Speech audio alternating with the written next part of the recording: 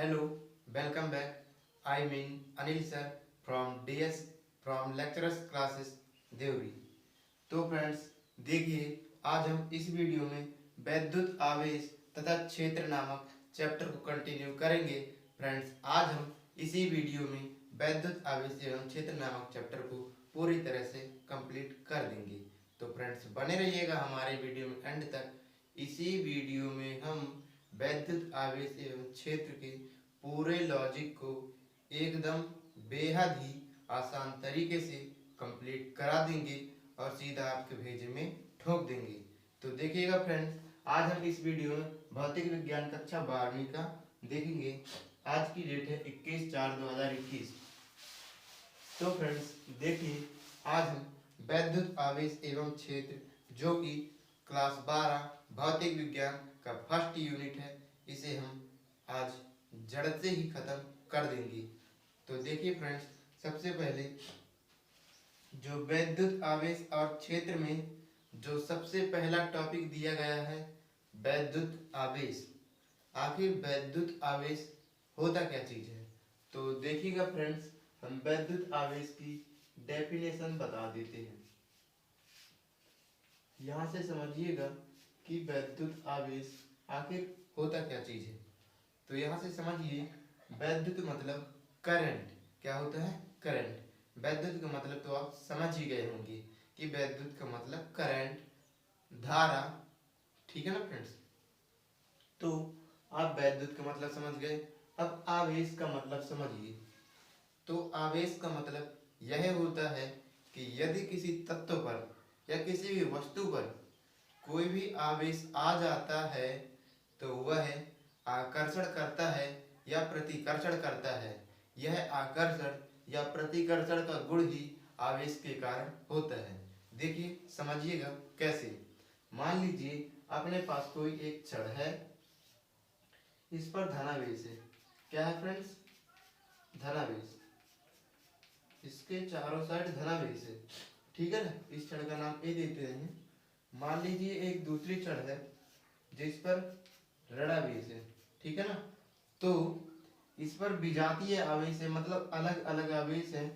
तो जब इन दोनों को पास में ले जाएंगे तो इन दोनों के मध्य आकर्षण होगा, क्योंकि जो विजातीय आवेश होते हैं उनमें आकर्षण होता है, प्रतिकर्षण नहीं। मान लीजिएगा फ्रेंड्स, यदि एक दूसरी छड़ लेते हैं बी, जो कि धनावेशित है। कैसी है फ्रेंड्स? धनावेशित। तो जब इन दोनों को पास में ले जाएंगे तो इन दोनों के मध्य प्रतिकर्षण होगा, मतलब ये दोनों दूर भागेंगे। जब इन दोनों को पास ले जाने की कोशिश करेंगे तो ये दोनों दूर भागने की कोशिश करेंगी। ठीक है ना फ्रेंड्स? तो अब इसका मतलब भी आप समझ चुके हो।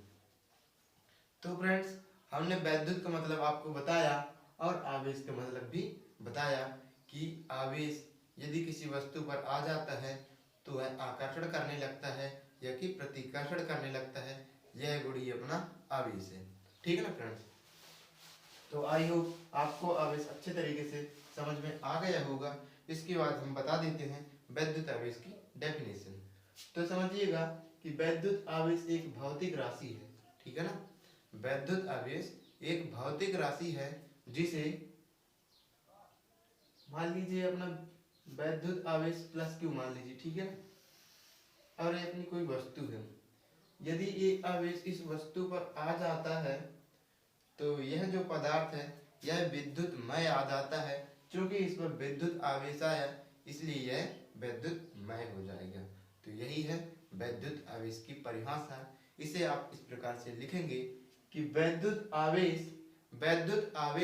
एक भौतिक राशि है। कैसी राशि है फ्रेंड्स? वैद्युत आवेश एक भौतिक राशि है जिसे यदि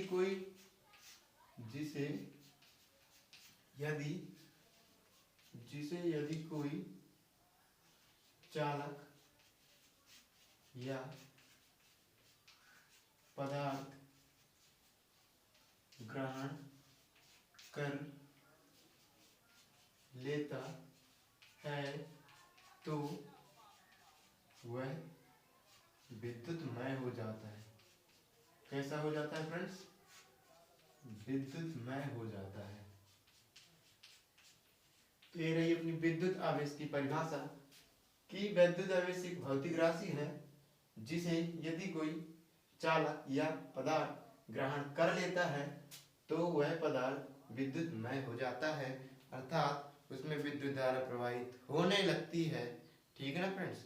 और इसमें विद्युत धारा उपस्थित हो जाती है।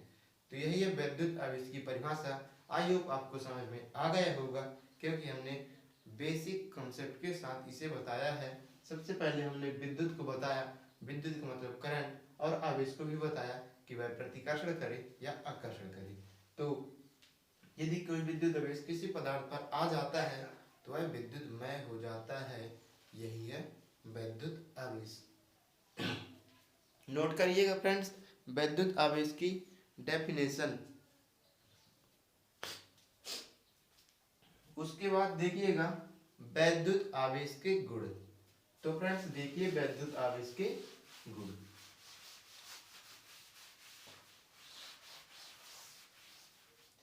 तो यहां से हम बता देते हैं आपको विद्युत आवेश के गुण।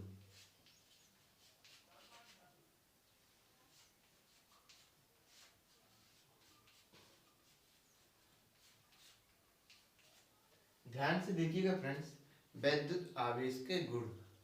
हम आपको विद्युत आवेश के गुण बताने वाले थे, इसीलिए हमने सबसे पहले आपको विद्युत आवेश की डेफिनेशन क्लियर कर दी ताकि आपको इसका गुण समझने में कोई दिक्कत ना हो। तो फ्रेंड्स चलिए हम सबसे पहले इसका गुण ले लेते हैं। आवेशों की योज्यता। पहले नंबर पॉइंट में लिखिएगा आवेशों की योज्यता। यह इसका पहला गुण है और बेहद ही इंपॉर्टेंट है। तो आवेशों की योज्यता को एक हम एग्जाम्पल के माध्यम से आपको समझा देते हैं, उसे आप नोट करिएगा। देखिएगा फ्रेंड्स, मान लीजिए अपने पास एक कोई चालक है, ठीक है ना। मान लीजिए अपने पास एक कोई चालक है। इस पदार्थ का जो कुल आवेश है वह Q है। क्या है? Q है। और इसके जो विभिन्न भाग में उपस्थित आवेश हैं Q1, Q2, Q3, Q4। ऐसा समझिएगा कि यदि इस पदार्थ का कुल आवेश Q है, क्या है? Q है, तो इस पदार्थ के अंदर या इस चालक के अंदर जितने भी आवेश हैं वह कुल आवेश के योग के बराबर होंगे। ठीक है ना। फिर से एक बार, यदि कोई चालक का कुल आवेश Q है और उस चालक के विभिन्न भाग में उपस्थित आवेशों का योग उस चालक पदार्थ के आवेश के योग के बराबर होगा। अर्थात कहने का मतलब क्या, अभी आप नहीं समझे होंगे तो आप समझ जाएंगे। कहने का मतलब क्या, यदि इसका टोटल आवेश Q है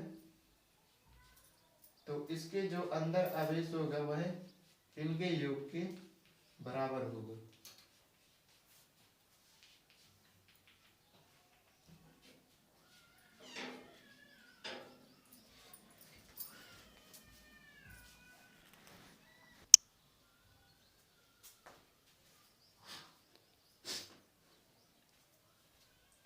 तो आप समझ गए होंगे फ्रेंड्स कि इस चालक का जो कुल आवेश है इसके विभिन्न भाग में उपस्थित आवेश के योग के बराबर होता है। ठीक है फ्रेंड्स। तो आप इसके विवरण में यही लिखेंगे कि इस चालक का कुल आवेश Q उसके विभिन्न भाग में उपस्थित आवेशों के योग के बराबर होता है। ठीक है ना फ्रेंड्स। तो यही चीजें आप लिखेंगे। इसके बाद हम नेक्स्ट गुण की ओर बढ़ जाते हैं। तो देखिए फ्रेंड्स, हम दूसरे गुण की ओर आगे बढ़ते हैं। अपना दूसरा गुण है आवेशों का क्वांटमीकरण। आवेशों का क्वांटमीकरण। फ्रेंड्स, आवेश का जो क्वांटमीकरण है यह बेहद ही इंपॉर्टेंट टॉपिक है। यह 1 या 2 नंबर में भी पूछ लेता है। तो इसे फ्रेंड्स बहुत ही अच्छे तरीके से समझेंगे, पूरा फुल कंसंट्रेशन के साथ इसे आप समझिएगा, क्योंकि यह बोर्ड परीक्षा की दृष्टि से बेहद ही इंपॉर्टेंट टॉपिक है। तो देखिए फ्रेंड्स, आवेश का क्वांटमीकरण। आवेश के क्वांटमीकरण के लिए आप एक फार्मूला याद रखिएगा और उसे एग्जाम में जरूर लिखिएगा। देखिए आवेश के क्वांटिटीकरण के लिए फार्मूला है Q = Ne, अर्थात ये फार्मूला अपने को किस ओर संकेत कर रहा है उसे समझिएगा। देखिए इसमें लिखिएगा कि यदि किसी वस्तु पर, ये अपनी कोई वस्तु है, यदि किसी वस्तु पर कोई आवेश आ जाता है, ठीक है ना, मान लीजिए प्लस की आवेश आ जाता है। अभी हमने बताया यदि किसी वस्तु पर कोई आवेश आ जाता है या कोई इलेक्ट्रॉन आ जाता है तो वह क्या होता था, वह विद्युतमय हो जाता था। अभी हमने विद्युत आवेश की परिभाषा में बताया कि यदि किसी पदार्थ पर कोई आवेश आ जाता है तो वह विद्युतमय हो जाता है, ये बात बिल्कुल क्लियर है। लेकिन क्या है कि जो वह आवेश आएगा वह पूर्ण गुणज होगा। क्या होगा, पूर्ण गुणज होगा। मतलब पूर्ण गुणज का मतलब वह 1/2 नहीं होगा, 3/2 नहीं होगा, मतलब बटे के रूप में नहीं आएगा। मतलब जो आवेश आएगा एक बार आधा नहीं आएगा, फिर आधा नहीं आएगा, सीधा 1 आएगा। क्या आएगा फ्रेंड्स, 1 आएगा। यही इसकी डेफिनेशन कहती है कि वह पूर्ण गुणज होगा, इलेक्ट्रॉनों की संख्या के पूर्ण गुणज होगा जो उस चालक के अंदर आवेश आएगा। तो आइए फ्रेंड्स, आपके ये समझ में आ गया होगा, फिर से समझिएगा कि ये कोई वस्तु का आवेश है, ठीक है ना, ये कोई वस्तु का आवेश है, इस पर मान लीजिए Q आवेश आया, ये अपना कोई वस्तु का आवेश है। तो ये कोई आवेश आया और यह बता रहा है कि जो इलेक्ट्रॉनों की संख्या आएगी वह पूर्ण गुणज होगी, ठीक है ना। ये इलेक्ट्रॉनों की संख्या, ये इलेक्ट्रॉन है और ये इलेक्ट्रॉनों की संख्या, मतलब इस पर इलेक्ट्रॉनों की संख्या आएगी तो वह इसका आवेश बताएगी जो कि एक पूर्ण गुणज होगा, ठीक है ना। तो ऐसा आप लिखेंगे। इसका एक एग्जाम्पल भी आप नोट कर लीजिएगा। इसका एग्जाम्पल, यदि मान लीजिए अपने पास एक कोई कांच की छड़ है, ठीक है ना, ये अपनी कांच की छड़ है, इसे रेशम के कपड़े से मान लीजिए रगड़ दिया गया, ठीक है ना, इस प्रकार रेशम के कपड़े से इसे रगड़ दिया गया। तो जब इसे रेशम के कपड़े को रगड़ दिया गया तो रेशम की जो इलेक्ट्रॉन है वह कांच के छड़ पर आ गए, और जो छड़ पर इलेक्ट्रॉन आएंगे वह हमेशा पूर्ण गुणज होंगे। यही कहता है आवेश का क्वांटमीकरण, ठीक है ना। तो हमने इसी फार्मूले के जरिए आपको सभी चीजें बताई कि यह कोई वस्तु का आवेश है, यह किसी चालक का आवेश है, और यह इलेक्ट्रॉन है, और यह इलेक्ट्रॉनों की संख्या है। तो यहाँ पर पूर्ण गुणज होता है, जो इस पर कुल आवेश है वह इलेक्ट्रॉनों की संख्या के पूर्ण गुणज के बराबर होगा। पूर्ण गुणज मतलब वह 1/2 नहीं होगा, आधा नहीं होगा, 1/3 नहीं होगा, मतलब बटे के रूप में कुछ भी नहीं होगा, वह सीधा 1 होगा, 2 होगा, 3 होगा, इस प्रकार से होंगे, ठीक है फ्रेंड्स। तो आवेश का क्वांटमीकरण भी आपको समझ में आ गया। इसके बाद अब हम तीसरे गुण की ओर आगे बढ़ जाते हैं। तो तीसरा गुण है आवेश का संरक्षण।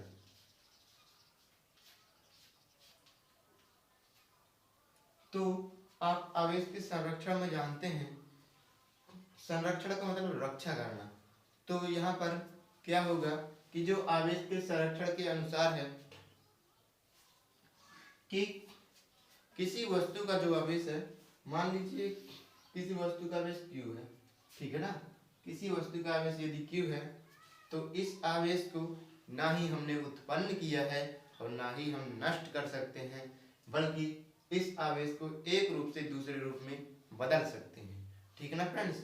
तो आप इसमें लिखेंगे कि आवेश के संरक्षण के अनुसार, यदि लिखेंगे आप कि आवेश के संरक्षण के अनुसार ना तो किसी आवेश को नष्ट किया जा सकता है और ना ही उत्पन्न किया जा सकता है, बल्कि एक रूप से दूसरे रूप में बदला जा सकता है। तो लिखिएगा फ्रेंड्स, नोट कर लीजिएगा।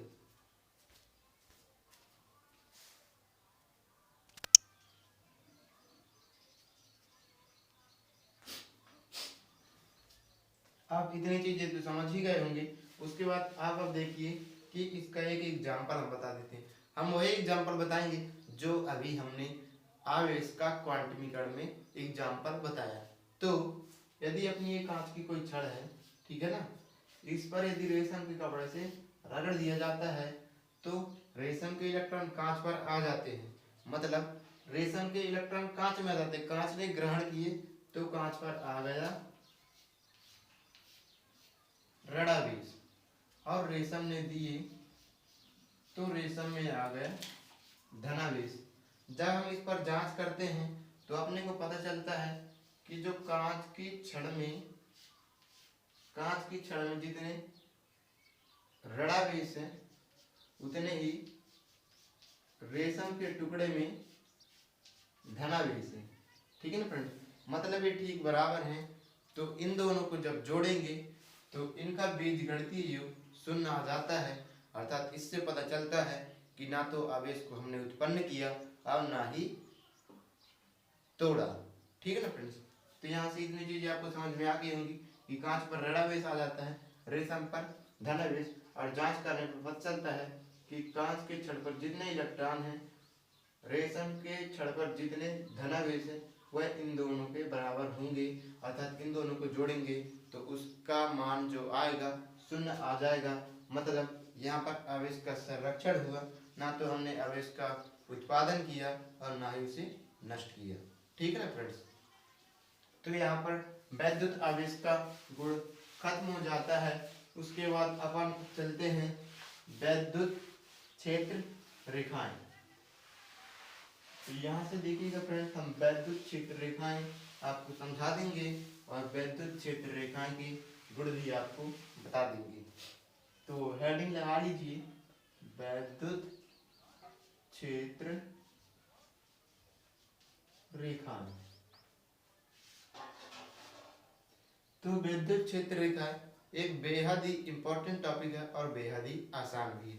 तो देखिए कैसे, मान लीजिए कि अपने पास कोई आवेश Q है, एकांक धनावेश, ठीक है ना। मान लीजिए अपने पास एकांक धनावेश प्लस Q है और ये अपना विद्युत क्षेत्र है, ठीक है ना। क्या है? विद्युत क्षेत्र। तो यह विद्युत क्षेत्र में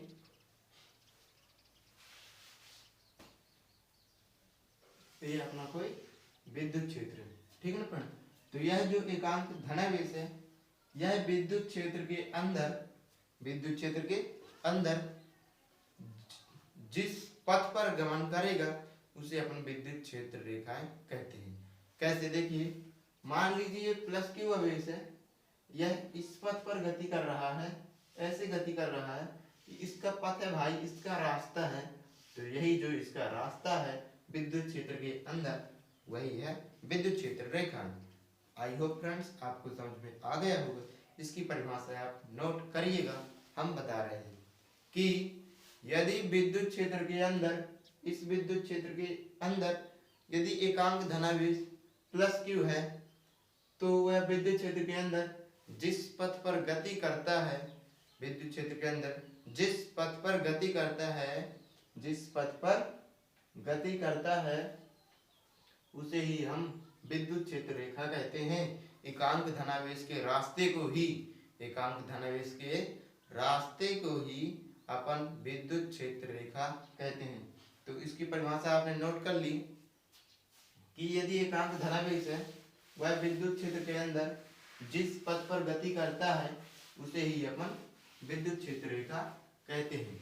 तो फ्रेंड्स आपने विद्युत क्षेत्र रेखा समझ ली। अब हम विद्युत क्षेत्र रेखा के गुण को बता देते हैं। तो फ्रेंड्स देखिएगा विद्युत क्षेत्र रेखा के गुण। तो यहाँ से पहले नंबर गुण में लगाइएगा। पहले नंबर आप गुण में लिखेंगे कि जो विद्युत क्षेत्र रेखा है, यहाँ से हम बता देते हैं ये प्लस चिन्ह है और ये माइनस चिन्ह है, ठीक है ना। तो जो विद्युत क्षेत्र रेखा है वह प्लस से माइनस की ओर जाती है। सबसे पहला पॉइंट लगाइएगा, यह प्लस से माइनस की ओर जाती है। जो विद्युत क्षेत्र रेखा है वह प्लस से माइनस की ओर जाती है। इस डायग्राम के माध्यम से हम आपको पूरा समझा देंगे कि जो विद्युत क्षेत्र रेखा है वह प्लस से माइनस की ओर जाती हैं, मतलब प्लस सिरे से शुरू होकर के ऋण सिरे पर खत्म हो जाती हैं। ठीक है ना। तो यह पहला हुआ कि जो विद्युत क्षेत्र रेखा है वह धन सिरे से शुरू होकर ऋण सिरे पर खत्म हो जाती है, धन सिरे से शुरू होकर के ऋण सिरे पर खत्म हो जाती है। और दूसरा लिखिएगा कि विद्युत क्षेत्र रेखाएं एक दूसरे को कभी नहीं काटती। ठीक है ना। तो लिखेंगे विद्युत क्षेत्र रेखा एक दूसरे को कभी भी प्रतिच्छेद नहीं करती। ये दूसरा पॉइंट हो गया। और तीसरा पॉइंट में आप लिखिएगा कि यदि एकल आवेश है, यदि क्या है एकल आवेश है, तो वह अनंत से शुरू होगा, अनंत से यदि कोई अपने पास एकल आवेश प्लस क्यू है तो यह पता नहीं कहाँ से शुरू हुआ होगा और पता नहीं कहाँ से खत्म हो जाएगा। तो आप लिखिएगा यदि एकल आवेश है तो वह अनंत से शुरू होगा और अनंत पर खत्म होगा। इस चीज को भी आप लिखेंगे। तो इसके 3 गुण हो गए और 3 गुण ही आप लिखेंगे परीक्षा में। ठीक है ना फ्रेंड्स। तो यहाँ पर हमने 3 गुण बता दिए कि जो विद्युत क्षेत्र रेखा है वह प्लस से शुरू होकर के ऋण आवेश पर खत्म हो जाती है। और दूसरा हमने बताया विद्युत क्षेत्र रेखा एक दूसरे को कभी नहीं काटती। और तीसरा हमने बताया यदि एकल आवेश है तो वह अनंत से शुरू होगी और अनंत पर ही खत्म होगी। और जो विद्युत क्षेत्र रेखा है वह पृष्ठ के अभिलंबवत होती है। चौथा लिखिएगा कि जो विद्युत क्षेत्र रेखा है वह पृष्ठ के अभिलंबवत होती है, मतलब पृष्ठ ऐसा है तो विद्युत क्षेत्र रेखा ऐसे होगी। ठीक है ना। तो चौथा लिख लीजिएगा कि विद्युत क्षेत्र रेखा पृष्ठ के अभिलंबवत होती है। तो चौथा ये रहा। ठीक है ना फ्रेंड। तो विद्युत क्षेत्र रेखा के गुण भी आपको समझ में आ गया होगा। इसके बाद अब हम बताते हैं कूलाम का नियम। तो फ्रेंड्स देखिए कूलाम के नियम की ओर आगे बढ़ जाते हैं।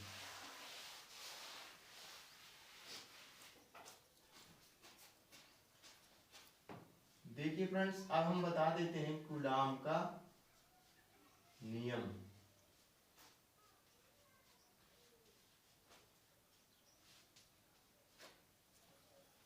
तो यहां से हम कूलाम के नियम को आपको बताने जा रहे हैं।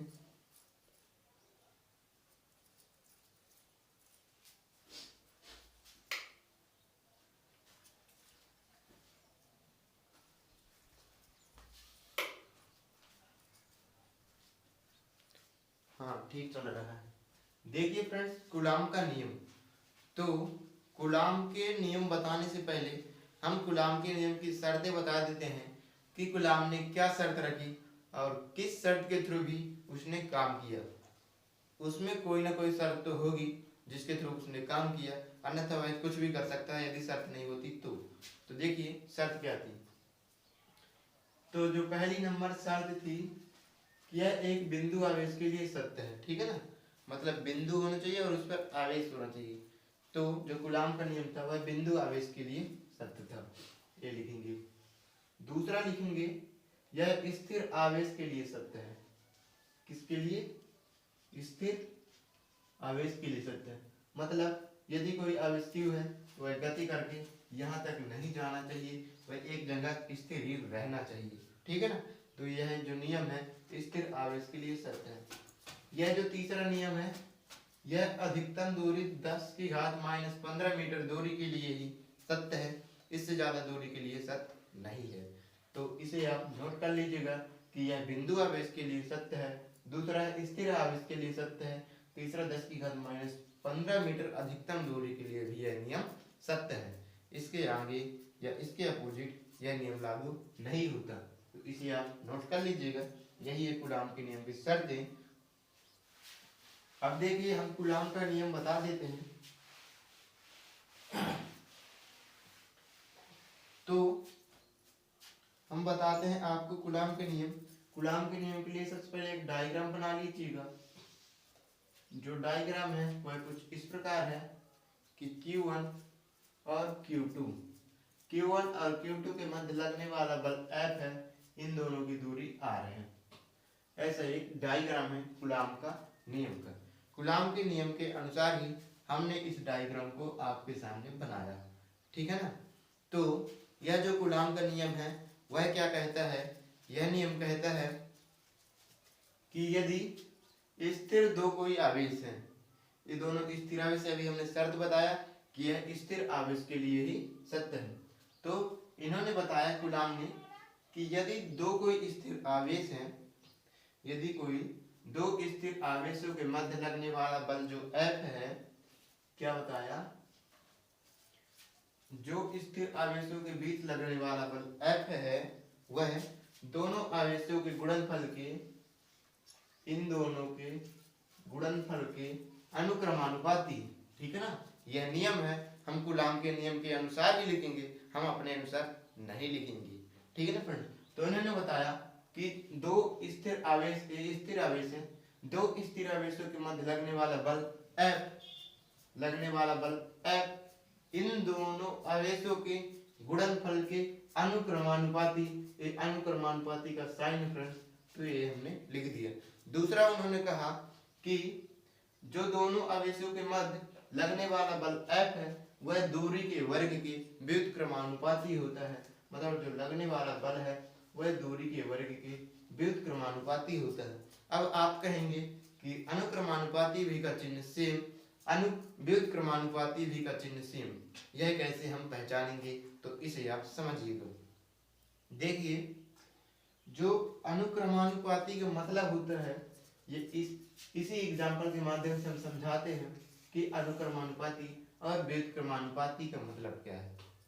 अनुक्रमानुपाती का मतलब है यदि इन दोनों का गुणा करते हैं, इन दोनों आवेशों का गुणा करते हैं तो इसके बराबर ही आएगा, इसके अनुकूल ही रहेगा, कोई परिवर्तन नहीं होगा बल में। यदि इन दोनों को गुणा कर दे तो इसमें कोई परिवर्तन नहीं होगा। और यदि यहाँ पर और समझिएगा, यदि Q1 और Q2 के गुणनफल की वैल्यू बढ़ा देते हैं तो F की वैल्यू भी बढ़ेगी, घटेगी नहीं, ऐसा होता है अनुक्रमानुपाती का मतलब। इन दोनों के गुणनफल की वैल्यू बढ़ा दिए तो इसका भी बढ़ गया।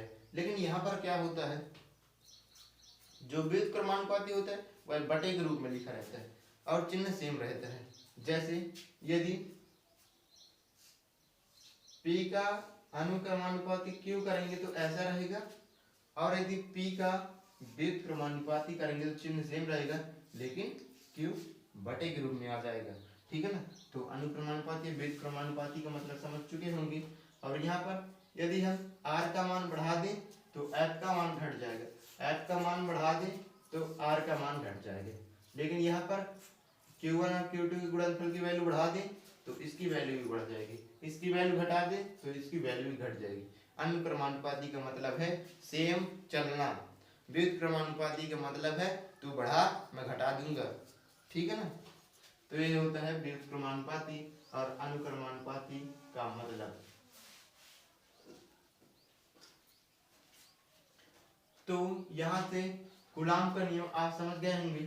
कूलाम के नियम में आप लिखेंगे कि कूलाम के नियम के अनुसार दो स्थिर आवेशों के बीच लगने वाला बल F दोनों आवेशों के गुणनफल के अनुक्रमानुपाती तथा बीच की दूरी के वर्ग के व्युत्क्रमानुपाती होता है। यही है अपना कूलाम का नियम। अब लिखेंगे कि इन दोनों को मिला के लिखने पर लिखेंगे समीकरण 1 व 2 को, समीकरण 1 और 2 को मिलाने पर, तो यहाँ पर समीकरण 1 और 2 को मिला देंगे, ठीक है ना। तो देखिए इन दोनों को मिला देते हैं, F अनुक्रमानुपाती Q1 Q2 upon R का स्क्वायर। चूंकि ये दोनों सेम है तो सेम रख गया, और ये दोनों अलग अलग है तो इन दोनों को अलग अलग गुणे के रूप में लिख दिए गए। इतनी चीजें आपको समझ में आती हैं। यदि यहाँ पर आपको डाउट होता है तो आप हमें कमेंट करिएगा, हम इसके लिए अगले वीडियो में जरूर बता देंगे, ठीक है ना फ्रेंड्स, कि ये कैसे आया। यदि समझ में नहीं आता है तो, समझ में वैसे तो आ गया होगा, यदि समझ में यहाँ पर नहीं आता है कि ये कैसे आ गया तो हम इसे बेहद ही आसान तरीके से बता देंगे, लेकिन यहाँ पर हम नहीं बताएंगे क्योंकि यह बहुत छोटा सा बात है और इसे हम नहीं बताएंगे। यदि किसी को दिक्कत होता है तो आप कमेंट कर सकते हैं। हम नेक्स्ट वीडियो में सबसे शुरू में यही बताएंगे कि कैसे आए, ठीक है ना। तो देखिए अब अनुक्रमानुपाती हटाएंगे तो लग जाएगा के, क्या लग जाएगा के Q1 Q2 अपॉन R का स्क्वायर। आप चाहें तो यहीं पर खत्म कर सकते हैं, आपको पूरा मार्क्स मिल जाएगा, लेकिन मैं और आगे कर रहा हूँ क्योंकि मुझे और कुछ भी आपको बताना है। आप यहाँ पर भी खत्म कर सकते हैं, आपको पूरा मार्क्स दिया जाएगा। आप अब हम जानते हैं कि K equal to 1/4 epsilon naught होता है, ठीक है ना। और इसकी वैल्यू होती है 9 × 10⁵ ठीक है ना। तो यहाँ पर लिख दीजिएगा कि F इज इक्वल टू के की जगह क्या लिखेंगे 9 × 10⁵, 9 × 10⁵ Q1 Q2 अपॉन R का स्क्वायर, ठीक है ना। तो यही रहा मैं आंसर इसका। वैसे तो यहाँ पर खत्म हो गए थे, लेकिन हमने यहाँ तक भी करवा दिया क्योंकि जो अभी हम आगे बताएंगे उसमें काम आने वाला है। तो देखिए अब हम दूसरे टॉपिक की ओर आगे बढ़ जाते हैं, तब तक इसे आप नोट कर लीजिएगा। अब हम दूसरे टॉपिक की ओर आगे बढ़ जाते हैं।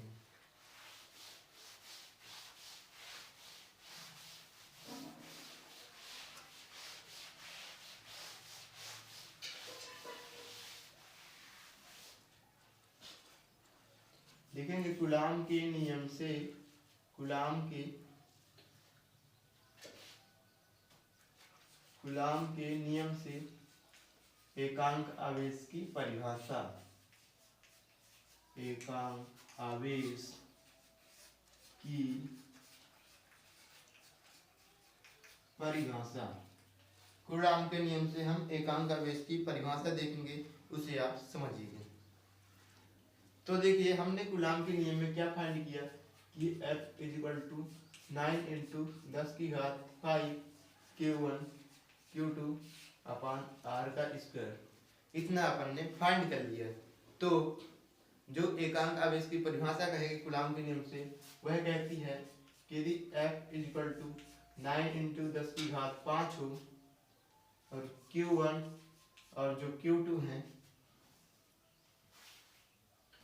जो Q1 की वैल्यू है, जो Q2 की वैल्यू है, वह एक आवेश के बराबर हो, इन दोनों की वैल्यू Q के बराबर हो और जो दूरी है वह 1 मीटर हो, तो एकांक आवेश की परिभाषा निकल आती है। देखिए हम इसमें समीकरण 1 में मान रख देंगे, ठीक है ना। तो यहाँ पर लिखना समीकरण 1 में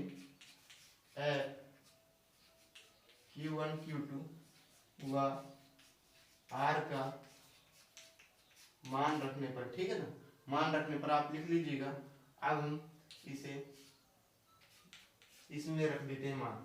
F की वैल्यू 9 × 10⁵, यहाँ पर लिखिएगा 9 × 10⁵ इज इक्वल टू, ये जो दिया गया है उसे सेम का सेम 9 × 10⁵। Q1 और Q2 दोनों की वैल्यू Q है, तो इन दोनों का गुणा होगा, तो Q का स्क्वायर अपॉन R की वैल्यू 1 है, तो 1 का स्क्वायर 1 ही होगा, ठीक है ना। इससे कट जाएगा, यहाँ पर बचेगा 1 इज इक्वल टू Q का स्क्वायर, ठीक है ना। तो यहाँ पर यदि स्क्वायर हटाते तो यहाँ पर करड़ी लग जाएगा और इसकी करड़ी खुलेगी तो प्लस और -1 आ जाएगा। तो यही है एकांक आवेश की परिभाषा। तो एकांक आवेश की परिभाषा यहाँ से बनती है, कहाँ से, देखिए यहाँ से एकांक आवेश की परिभाषा बनती है। तो लिखेंगे यदि 1 मीटर की दूरी हो और दोनों आवेश का मान समान हो और उनके मध्य लगने वाला बल 9 × 10⁵ हो, तो जो बनने वाला आवेश है वह एकांक आवेश होगा। तो फ्रेंड्स इतनी चीजें आप नोट कर लीजिएगा। इसके बाद हम दूसरे टॉपिक की ओर आगे बढ़ जाते हैं, इसे आप जल्दी नोट करिएगा। चलिए फ्रेंड्स अब हम दूसरे टॉपिक की ओर आगे बढ़ जाते हैं। अपना दूसरा टॉपिक क्या है उसे अब हम देखेंगे, इसे जल्दी आप नोट करिएगा। दूसरे टॉपिक की ओर हम आगे बढ़ जाते हैं। तो आई होप फ्रेंड्स आपको इतनी चीज समझ में आ गई होंगी, आपने इसे नोट कर लिया होगा। अब हम दूसरे टॉपिक की ओर आगे बढ़ जाते हैं। 2-4 क्वेश्चन अब, उसके बाद ये अध्याय अपना खत्म हो जाएगा। आपने इसका 50% भाग खत्म कर दिया, अभी 50% भाग बचा हुआ है। ठीक है ना फ्रेंड्स। तो देखिए हम जान लेते हैं कि विद्युत द्विध्रुव होता क्या चीज है। विद्युत द्विध्रुव, ठीक है ना, 2 ध्रुव होना चाहिए।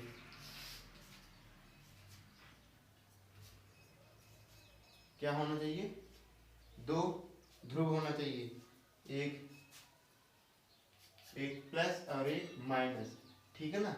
तो आप इसकी परिभाषा में बताएंगे कि अल्प दूरी पर स्थित 2 समान परिणाम वाले, मतलब पास पास में ही हो, ज्यादा दूरी ना हो, और इन दोनों का जो परिणाम है, उन दोनों का जो परिणाम है वह क्या हो? समान हो। क्या हो? समान हो। तो इन दोनों का परिणाम समान हो, लेकिन जो आवेश है वह अलग अलग हो, तो इन दोनों विजातीय आवेशों के निकाय को ही अपन वैद्युत द्विध्रुव कहते हैं।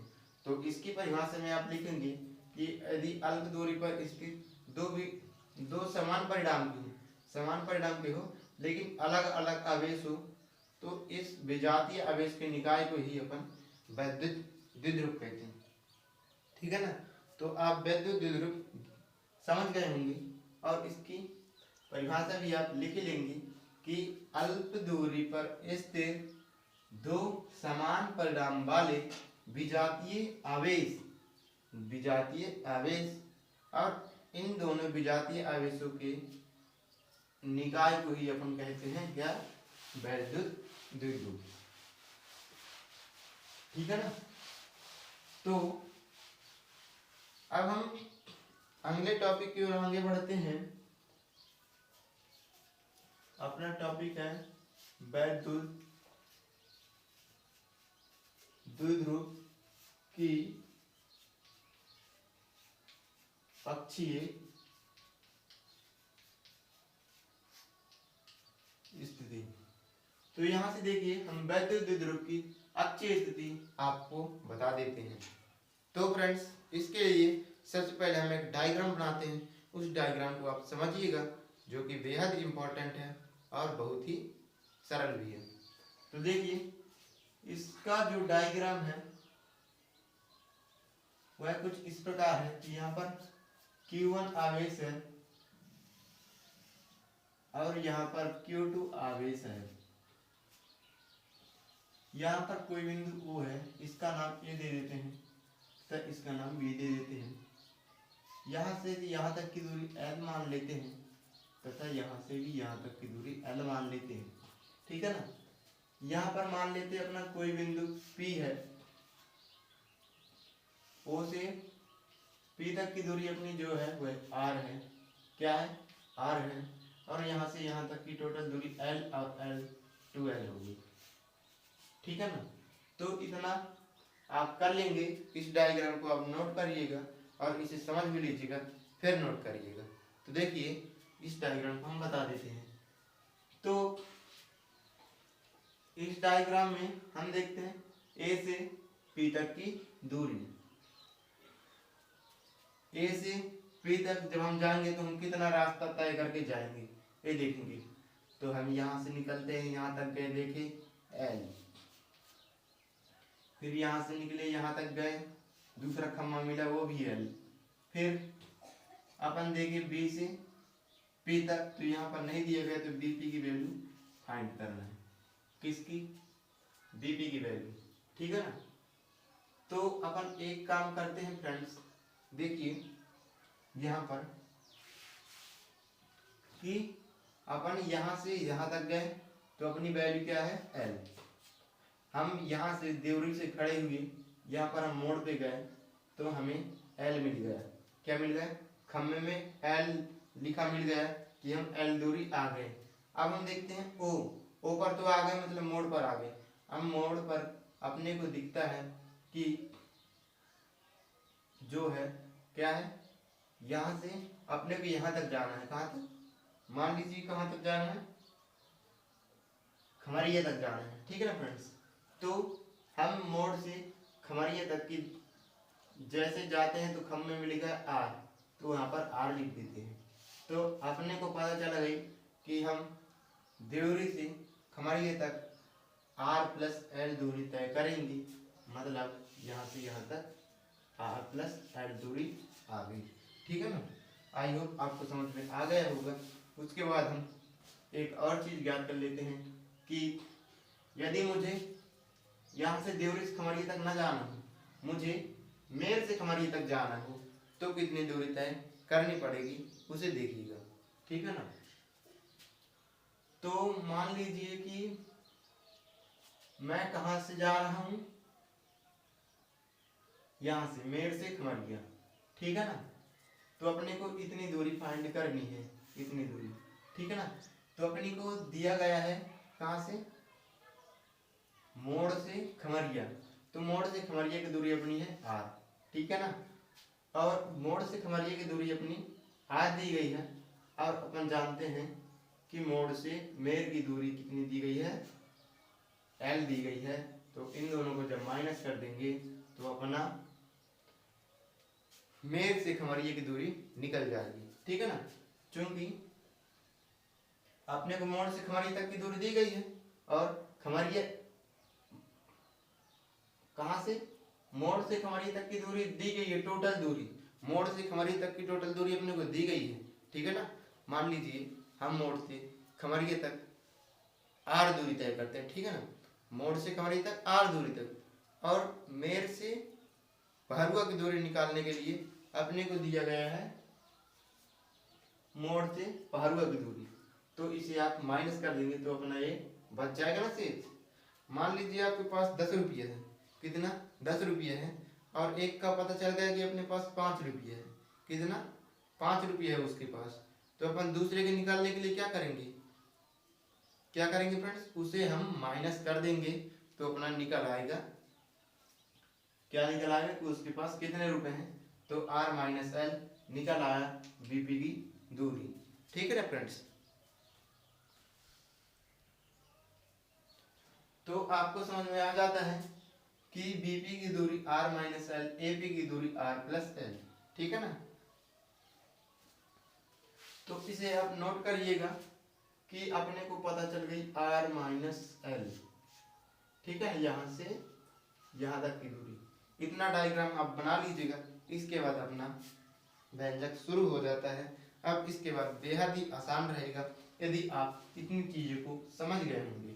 ठीक है ना, तो देखिए अब इसकी थ्योरी लिख लीजिए कि इसकी थ्योरी क्या कहती है। थ्योरी हम लिखवाएंगे नहीं, हम बोल देंगे तो आपको लिख लेना है। आप लिखेंगे, माना कोई वैद्युत द्विध्रुव एपी ए बी है, माना अपना कोई वैद्युत द्विध्रुव ए बी है, ए से ओ तक की दूरी एल, ओ से बी तक की दूरी एल। ठीक है ना, और ओ बिंदु से पी बिंदु तक की दूरी आर, जहां पर अपने को वैद्युत क्षेत्र की तीव्रता ज्ञात करनी है। तो ऐसा आप लिख देंगे। अब उसके बाद हम व्यंजक की ओर आगे बढ़ जाते हैं। तो आप लिखेंगे व्यंजक में E प्लस क्यू आवेश के कारण, प्लस क्यू आवेश के कारण वैद्युत क्षेत्र की तीव्रता, क्या लिखेंगे, प्लस क्यू आवेश के कारण वैद्युत क्षेत्र की तीव्रता। ठीक है फ्रेंड्स, ऐसा आप लिखेंगे। तो हम जानते हैं तीव्रता E1 इक्वल टू होता है 1/4 पाई Q अपान R का स्क्वायर। R का स्क्वायर मतलब दूरी का स्क्वायर, किसकी दूरी, प्लस क्यू आवेश से। प्लस क्यू आवेश ये है, और अपने को यहाँ पर ज्ञात करना, तो प्लस क्यू आवेश से P तक की दूरी कितनी है, R प्लस एल। तो अपन R प्लस एल का स्क्वायर कर देंगे। ठीक है ना, इसी समीकरण नंबर 1 दे देते हैं। अब इसी प्रकार माइनस क्यू आवेश के कारण देख लेंगे। माइनस क्यू आवेश के कारण, माइनस क्यू आवेश के कारण वैद्युत क्षेत्र की तीव्रता। ठीक है ना, तो माइनस क्यू आवेश के कारण वैद्युत क्षेत्र की तीव्रता देखेंगे।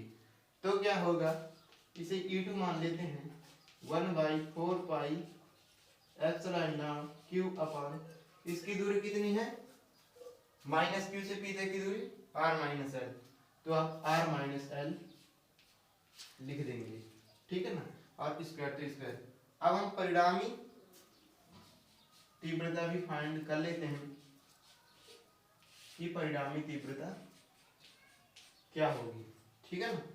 तो जो परिणामी तीव्रता होगी E is equal to E2 minus E1 होगी, क्या होगी, E2 माइनस E1 होगी, ठीक है ना, माइनस से प्लस घटेगा, ऐसा आप याद रखिए, इस बार माइनस से ये वाला प्लस घटेगा, तो इसे आप जल्दी नोट कर लीजिएगा। अब हम इसकी परिणामी तीव्रता यहाँ पर ज्ञात करना बता देते हैं, यहाँ पर जगह है, तो क्या है, E इक्वल टू E2 की वैल्यू क्या है 1/4 epsilon naught Q upon r minus l का स्क्वायर, यहाँ पर माइनस लगा है 1/4 एप्सिलॉन नॉट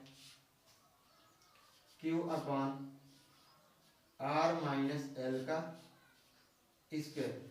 यहाँ पर कॉमन कौन सी चीज दिख रही है, क्यू अपन 4 एप्सिलॉन, क्यू अपन 4 एप्सिलॉन दोनों में है, तो ये चीजें कॉमन आ जाएगी, जो दोनों में होती है वो चीजें क्या हो जाती हैं, कॉमन हो जाती हैं।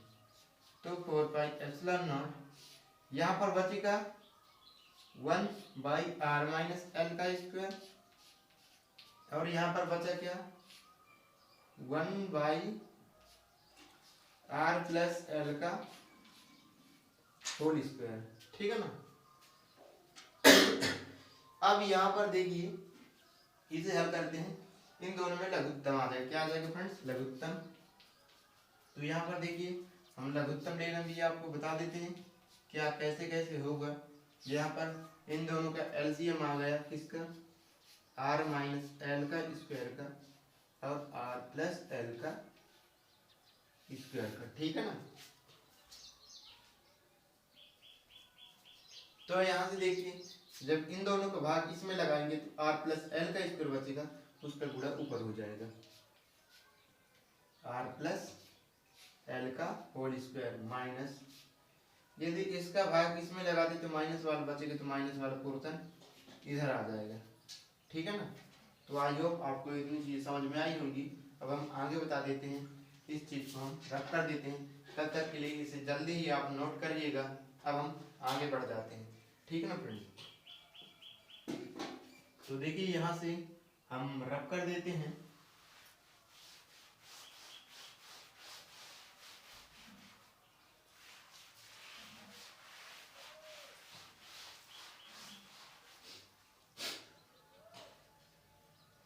फ्रेंड्स हम डायग्राम भी रब कर देते हैं।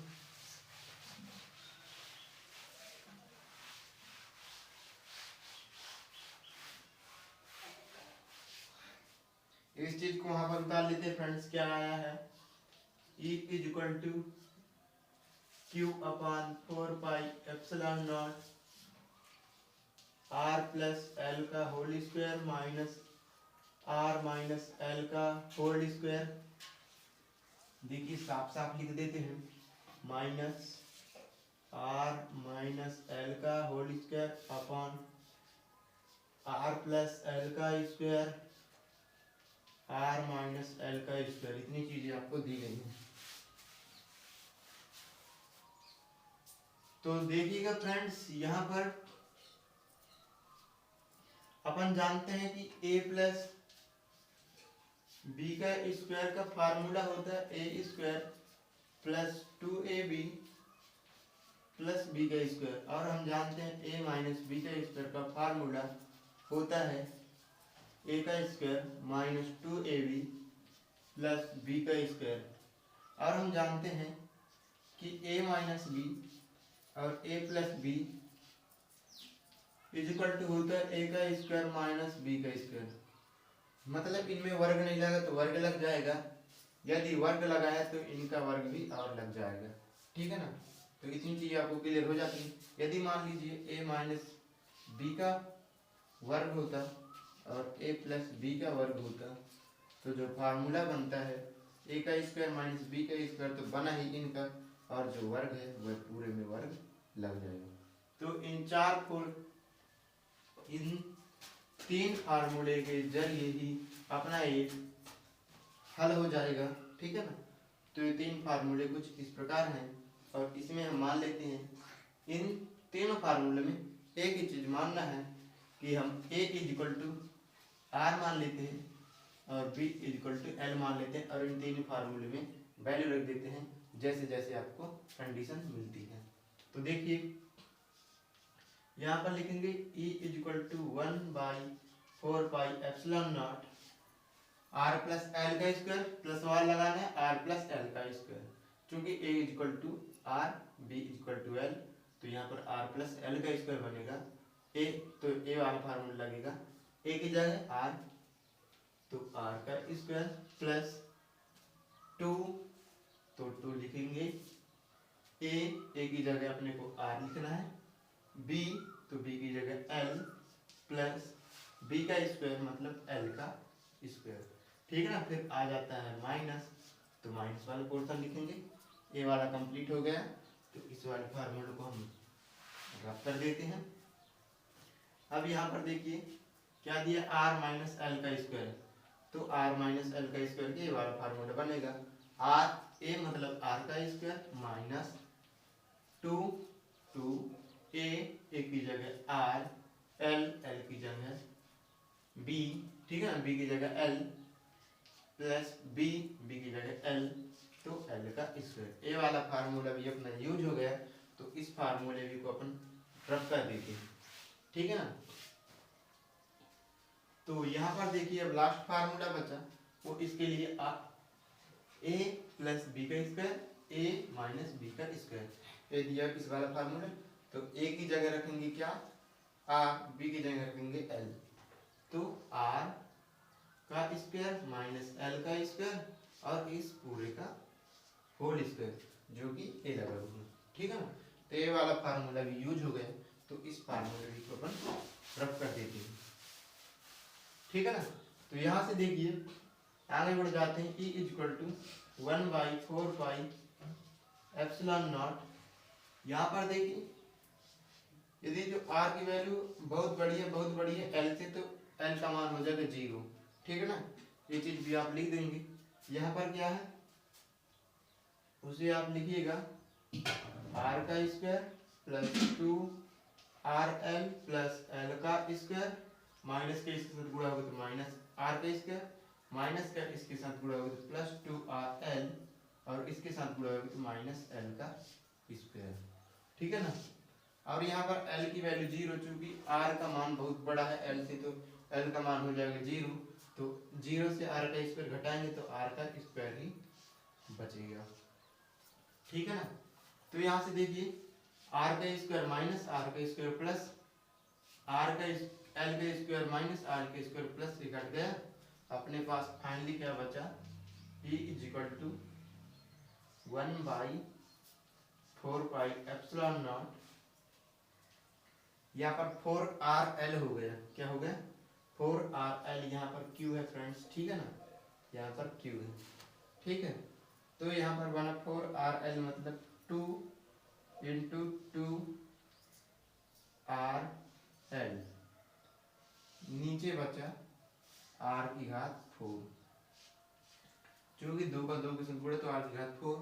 हम जानते हैं कि 2ql इक्वल टू p होता है, तो ये अपना इसे हम लिख सकते हैं, इसे अच्छे से जमा के लिख देते हैं, क्या है 2l इंटू 2r, ठीक है ना। तो यहाँ पर हम 2ql इसकी जगह लिख देंगे p, क्या लिख देंगे p, और देखिए ये r से r कट जाएगा, मतलब r की घात 3 बचेगा, ऊपर आ गया 2p अपान क्या है e equal to 1/4πε0 2p upon r की पावर 3। आई होप फ्रेंड्स आपको अच्छे स्थिति के लिए व्यंजक अच्छे तरीके से समझ में आ गया होगा यदि आपको अक्षय स्थिति के व्यंजक अच्छे तरीके से समझ में आ जाता है तो आप हमारे चैनल को लाइक सब्सक्राइब कर लीजिएगा। इसके बाद हम वैद्युत द्विध्रुव की निरक्षीय स्थिति के लिए व्यंजक सिद्ध करते हैं। ठीक है ना फ्रेंड्स, तो इसे आप जल्द ही नोट करिएगा। अब हम निरक्षीय स्थिति के लिए व्यंजक बताना आपको स्टार्ट कर देंगे। ठीक है ना फ्रेंड्स, तो इतनी चीज़ें आपको समझ में आ गई। इसके बाद अब हम निरक्षीय स्थिति के लिए व्यंजक बताते हैं। इससे अब हम हटा देते हैं यहाँ पर।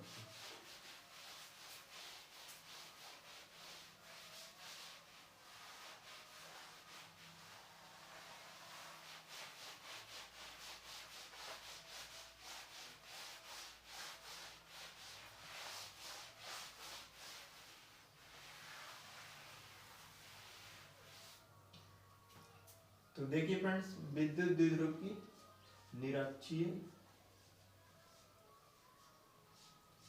विद्युत द्विध्रुव की निरक्षीय स्थिति के लिए व्यंजक। तो इसके लिए भी हम डायग्राम बना देते हैं। अपना डायग्राम कुछ इस तरह से रहेगा। ओ ए बी, यहाँ से यहाँ तक की दूरी L, यहाँ से यहाँ तक की दूरी भी L, यहाँ से यहाँ तक की दूरी जहाँ पर P बिंदु है R है। ठीक है ना, और यहाँ पर इसे मिला देते हैं और इसे मिला देते हैं। ठीक है फ्रेंड्स, तो इतनी चीज आपको समझ में आ गई। अब देखिए, अपने को यहाँ पर AP की दूरी फाइंड करना है और DP की दूरी भी फाइंड कर लेते हैं।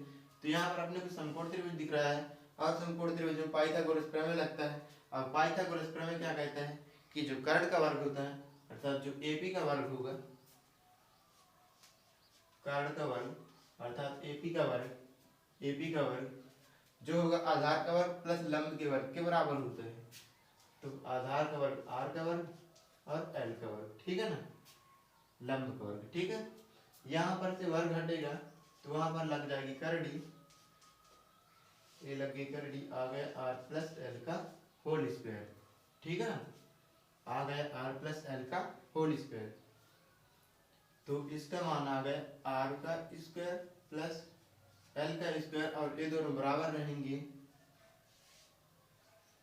R का स्क्वायर प्लस L का स्क्वायर, यहाँ पर यह जो है E1 cos थीटा और जो यहाँ पर एक रेखा निकल रही है E2 cos थीटा। तो इस प्रकार अपना कुछ डायग्राम है, आप डायग्राम को समझ गए होंगे। आप इसकी परिभाषा, इसकी जो थ्योरी है उसी प्रकार लिखेगा जो आपने अक्षीय स्थिति में लिखी है।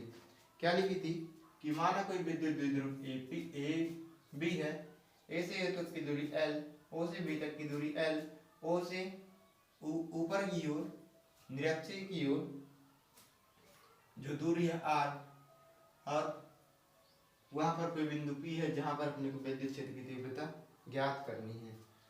तो फ्रेंड्स चलिए वही हम कर लेते हैं कि प्लस Q आवेश के कारण विद्युत क्षेत्र की तीव्रता, प्लस Q आवेश के कारण, प्लस Q आवेश के कारण विद्युत क्षेत्र की तीव्रता। तो क्या हो जाएगा, E E1 1/4πε0, क्या होता है, दूरी का वर्ग, दूरी है R का स्क्वायर प्लस L का स्क्वायर का स्क्वायर। ठीक है ना, ये हो गया। इसी प्रकार वर्ग से करड़ी कट गया। ठीक है ना, तो अपना R प्लस L का स्क्वायर बचा, उसे आप ध्यान रखिएगा। अब लिखिएगा माइनस Q आवेश के कारण विद्युत क्षेत्र की तीव्रता लिख लीजिएगा फ्रेंड्स। ठीक है ना, तो यहाँ पर E2 1/4πε0 Q अपान रहेगा। ठीक है ना, 1/√R का स्क्वायर प्लस L का स्क्वायर, और यहाँ पर भी वर्ग से करड़ी कट जाएगी। ठीक है ना, करड़ी हट गई, जो बचा वो बचा। अब देखिए हम निकाल लेते परिणामी तीव्रता। तो आप लिखेंगे परिणामी तीव्रता। तो परिणामी तीव्रता E 1/4 pi epsilon not 1/4 pi epsilon not क्या कॉमन आया? रुकिए पहले बता देते, परिणामी तीव्रता इक्वल टू होता क्या है? परिणामी तीव्रता इक्वल टू होगा E1 प्लस, यहाँ समझिएगा परिणामी तीव्रता होगा E1 cos theta plus E2 cos theta. यहाँ पर निरक्षीय स्थिति की परिणामी तीव्रता A बनेगी, इसे आप याद रखिएगा। और यहाँ पर हम मान रख देते हैं E is equal to E1 की जगह 1/4 पाई एप्सिलॉन नॉट क्यू अपन रहेगा 1/r का स्क्वायर प्लस l का स्क्वायर। ठीक है ना, वहां पर करड़ी हट चुकी थी। cos थीटा प्लस यहाँ पर क्या हो जाएगा Q/4 pi epsilon not 1/r का स्क्वायर प्लस l का r का स्क्वायर प्लस l का स्क्वायर और cos थीटा। अब देखिए जो चीज कॉमन आती है उसको कॉमन कर लेते हैं, पहले ऊपर का भाग हटा देते हैं।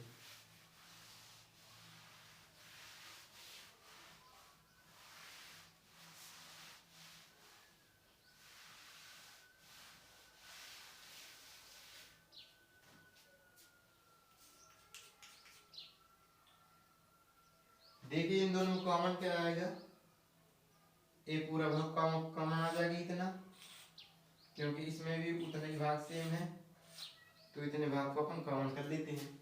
क्या है इतना भाग Q/4 pi epsilon not 1/r का स्क्वायर प्लस l का स्क्वायर। ठीक है ना, और यहाँ पर बचा क्या cos थीटा, यहाँ पर भी बचा cos थीटा और cos थीटा और cos थीटा, एक 1 cos थीटा और एक 1 cos theta is equal to हो जाएगा 2 cos थीटा। ठीक है ना, और cos theta is equal to जानते हैं लंबवती कर्ण से, लंबवती कर्ण से यहाँ पर cos थीटा रहेगा और cos थीटा आधारवर्ती कर्ण हो जाएगा। तो हम जानते हैं कि cos theta is equal to आधारवर्ती कर्ण होता है। क्या होता है? आधारवर्ती कर्ण। तो यहाँ पर लिखेंगे Q/4 pi epsilon not r का स्क्वायर प्लस l का स्क्वायर, 2 को सबसे पहले ला लेते हैं, और cos थीटा इक्वल टू हमने बताया कि आधारवर्ती कर्ण। क्या होता है? आधारवर्ती कर्ण। ठीक है ना, तो आधारवर्ती कर्ण लिख देंगे। यहाँ पर आधार क्या है? l, और कर्ण अपना है r का स्क्वायर प्लस l का स्क्वायर। ठीक है ना, तो यहाँ से अपना बनता है 2Q/4 pi epsilon not r का स्क्वायर प्लस l का स्क्वायर, l/r का स्क्वायर प्लस l का स्क्वायर और 1/2। ठीक है ना, यहाँ की घात क्या है? 1। और हम जानते हैं P is equal to 2QL होता है, P की वैल्यू रख देंगे 2QL। इसे हम रख कर देते हैं।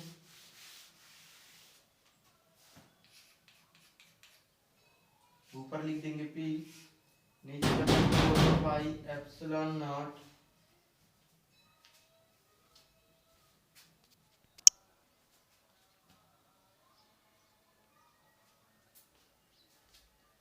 तो यहाँ से देखिए, यहाँ पर घात 1 है, यहाँ पर 1/2 है, तो गुणा इन दोनों के बीच गुणा है तो गुणा में घातें जुड़ती हैं। इसकी घात 1, इसकी घात 1/2, तो 1 में 1/2 जोड़ेंगे तो यहाँ पर देखिए जुड़ता कैसे है, इन दोनों का एलसीएम आ जाएगा 2, 2 का 1 में भाग लगाएंगे आ जाएगा 2, 2 का 2 में भाग लगाएंगे आ जाएगा 1, 2 का 1 में गुणा करेंगे आ जाएगा 2, 1 का 1 में गुणा करेंगे आ जाएगा 1, ये हो जाएगा 3/2। तो उन दोनों की घातों का योग 3/2 आ गया, तो उन दोनों की घातों को हम लिख देंगे 3/2, r का स्क्वायर l का स्क्वायर और 3/2। ठीक है ना, इसे अब हम यहाँ आगे बढ़ा देते हैं कि क्या है, P अपॉन 4πε0। यदि यहाँ पर r की वैल्यू बड़ी है बड़ी है बड़ी है बड़ी है बहुत बड़ी है l से, तो l का मान 0, तो यहाँ पर 0 r का स्क्वायर में 0 जोड़ेंगे तो r का स्क्वायर ही रहेगा, तो यहाँ पर हो जाएगा r का स्क्वायर 3/2, r का स्क्वायर 3/2, स्क्वायर से स्क्वायर कट जाएगा, ठीक है ना फ्रेंड्स, स्क्वायर से स्क्वायर कट जाएगा, यहाँ पर जो बचेगा वही अपना आंसर हो जाएगा। बचा क्या, P अपॉन 4πε0 r⁻3, यही अपना फाइनली आंसर है निरक्षीय स्थिति के लिए, ठीक है ना फ्रेंड्स। तो अपना यहाँ पर निरक्षीय स्थिति का आंसर ये रहा, इसे आप नोट करिएगा। इसके बाद जल्दी हम गॉस के प्रमेय की ओर आगे बढ़ जाते हैं, ताकि वीडियो काफ़ी लंबी ना बने, इसलिए हम थोड़ा फास्ट काम करते हैं। इसे आप नोट कर लिए होंगे, अब हम इसे मिटाना स्टार्ट कर देते हैं।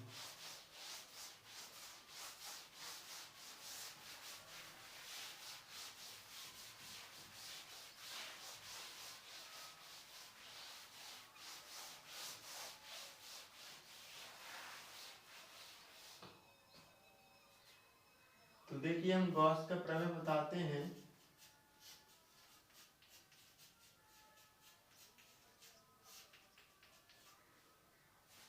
देखिए यहाँ पर हेडिंग लगा लीजिए गॉस का प्रमेय। हम जल्दी गॉस के प्रमेय को खत्म, यहाँ पर देखिए गॉस का प्रमेय 4-5 मिनट में इसे खत्म कर देंगे फ्रेंड्स। देखिए क्योंकि ज़्यादा लंबी वीडियो बन रही है, हम ज़्यादा लंबी वीडियो बनाएंगे नहीं। तो देखिए मान लीजिए अपना कोई बंद पृष्ठ है और इस बंद पृष्ठ से जो संपूर्ण विद्युत फ्लक्स गुजर रहे हैं और जो उसके इसके लिए आप ध्यान रखिएगा कि Q का जो होता है 1/ε0 गुना होता है। इतना चीज आप समझ जाइएगा तो आपका ये गॉस के प्रमेय लिखने में आसानी हो जाएगी कि Q का ε0 गुना होता है। तो यहाँ पर देखिए फिर से समझिएगा कि यदि बंद पृष्ठ से गुजरने वाला संपूर्ण विद्युत फ्लक्स, ठीक है ना, यदि किसी बंद पृष्ठ से संपूर्ण विद्युत फ्लक्स गुजर रहा है, ठीक है ना, तो इस बंद पृष्ठ के अंदर उपस्थित जो कुल आवेश Q है वह 1/ε0 गुना होता है, ठीक है ना। तो गॉस के प्रमेय में आप लिखेंगे कि इस नियम के अनुसार यदि किसी बंद पृष्ठ से संपूर्ण विद्युत फ्लक्स गुजर रहा है और उसके अंदर आवेश जो कुल आवेश Q है वह 1/ε0 गुना होता है, ठीक है ना, आवेश का 1/ε0 गुना होता है। तो इसकी प्रमेय आप लिखिएगा।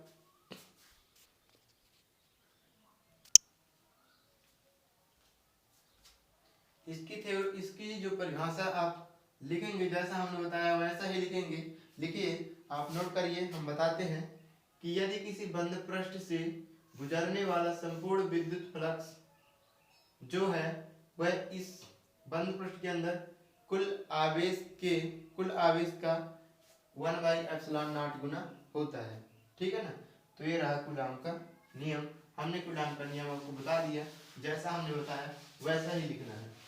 अब इसके बाद इसकी व्युत्पत्ति कर देते हैं। इसकी व्युत्पत्ति के लिए आप एक डायग्राम बनाइएगा कुछ इस तरीके से। ये क्यों रहेगा, ठीक है, यहाँ से यहाँ तक की r दूरी रहेगी, ऐसा आप डायग्राम बनाइएगा,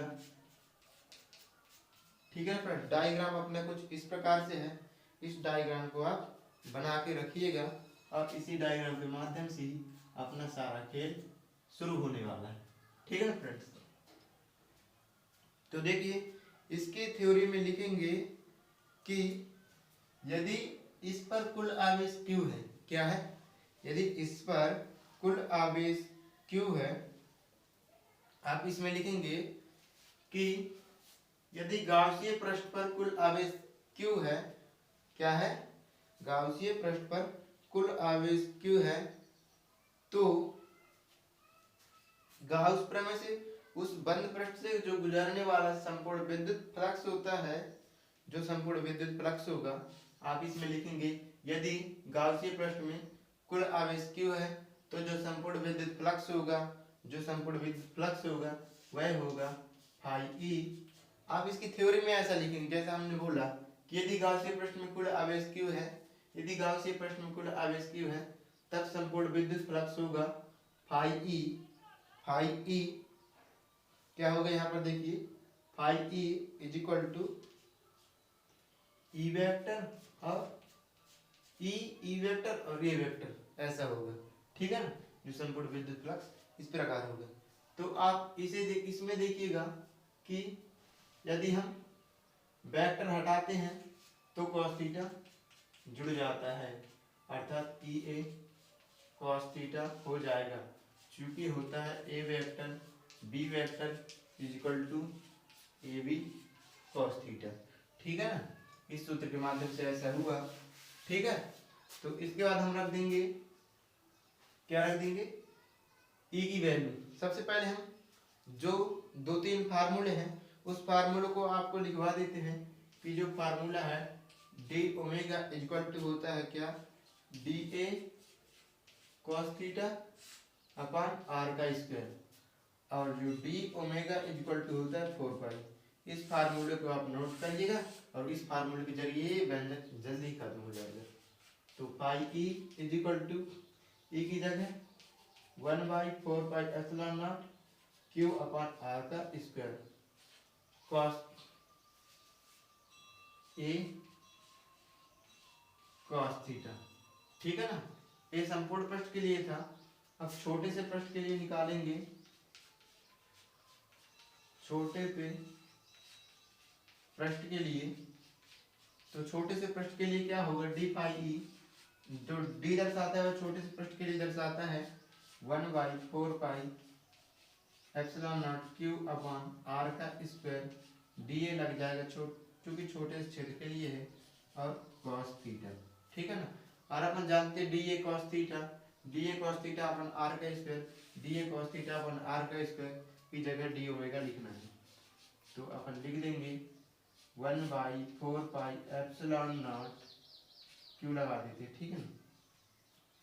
और यहाँ पर 1 इसकी जगह पूरी क्या है वैल्यू, डी ओमेगा, क्या है, डी ओमेगा, और डी ओमेगा इक्वल टू अपन जानते हैं, देखिए यहाँ से क्यू अपन 4 pi epsilon naught D omega equal to जानते हैं 4 पाई से 4 पाई कैंसिल। अब देखिए जो अपना आंसर आएगा क्यू बाई एप्सिलॉन नॉट, चूंकि डी फाई इक्वल टू आया वह छोटे से पृष्ठ के लिए था। अब संपूर्ण विद्युत फ्लक्स निकाल लेते हैं, तो यहाँ पर लिखे संपूर्ण विद्युत फ्लक्स, जैसे संपूर्ण लिखेंगे वैसे ही डी हट जाएगा, अपना आ जाएगा phi E is equal to Q upon epsilon naught. तो ये आ गया अपना क्या, गॉस का प्रमेय, ठीक है फ्रेंड्स। तो यहाँ पर अपना चैप्टर पूरी तरह से खत्म हो जाता है। अब हम मिलेंगे अपनी नेक्स्ट वीडियो में, तब तक के लिए जय हिंद फ्रेंड्स। यदि हमारी वीडियो पसंद आती है तो आप हमारे वीडियो को लाइक सब्सक्राइब जरूर कीजिएगा, ताकि हमारी वीडियो की नोटिफिकेशन सबसे पहले आपको मिलती रहे। तो थैंक्स फॉर वॉचिंग फ्रेंड्स।